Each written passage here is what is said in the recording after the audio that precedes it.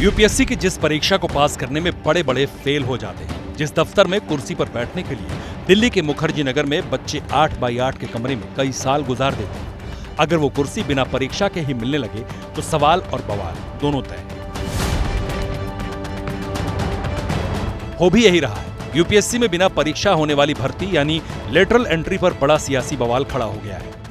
राहुल गांधी ने पहले संघ लोक सेवा आयोग को लेकर राष्ट्रीय स्वयंसेवक संघ वाला तंज कसा था और अब आरक्षण वाला तीर चलाते हुए इसे पिछड़ों, दलित और आदिवासियों पर हमले से जोड़ दिया। राहुल ने एक्स पर लिखा, लेटरल एंट्री दलित, ओबीसी और आदिवासियों पर हमला है। बीजेपी संविधान को खत्म करने और बहुजन को आरक्षण से वंचित करने के लिए राम राज्य की गलत परिभाषा पेश कर रही है। राहुल गांधी ने लेटरल एंट्री को संविधान खत्म करने और आरक्षण छीनने की चाल बताया तो जवाब लेकर बीजेपी सामने आ गई और राहुल पर एक बार फिर देश का माहौल खराब करने का आरोप लगाया।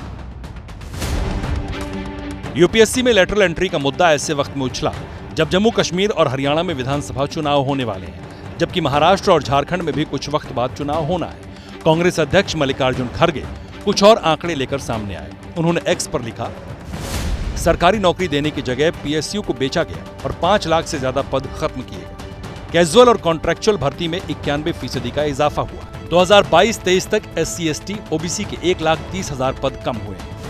आपने बीजेपी की पूरी रणनीति या पॉलिसीज देखी है तो वो एंटी रिजर्वेशन, वो एंटी दलित, एंटी आदिवासी, एंटी ओबीसी रह चुकी है और वो कोई भी मौका नहीं छोड़ती कि इसको कैसे ख़त्म करें।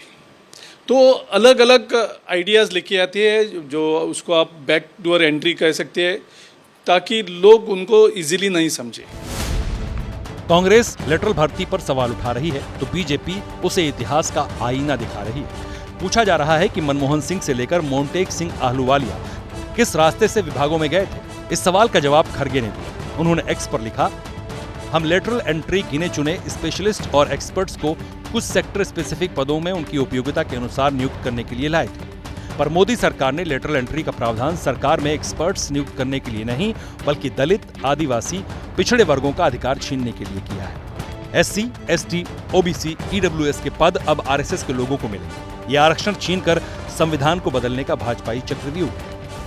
यूपीएससी में बिना परीक्षा नौकरी का विवाद इतना ज्यादा बढ़ गया है कि अब आम आदमी पार्टी उत्तर प्रदेश में आंदोलन की शुरुआत करने जा रही है।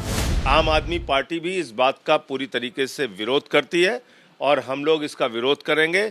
उत्तर प्रदेश में हमारी सभी जिला इकाइयों से बातचीत हुई है। इसको लेके हम लोग पहला आंदोलन उत्तर प्रदेश से शुरू करेंगे और सभी जिलों में इसको लेके प्रदर्शन करेंगे।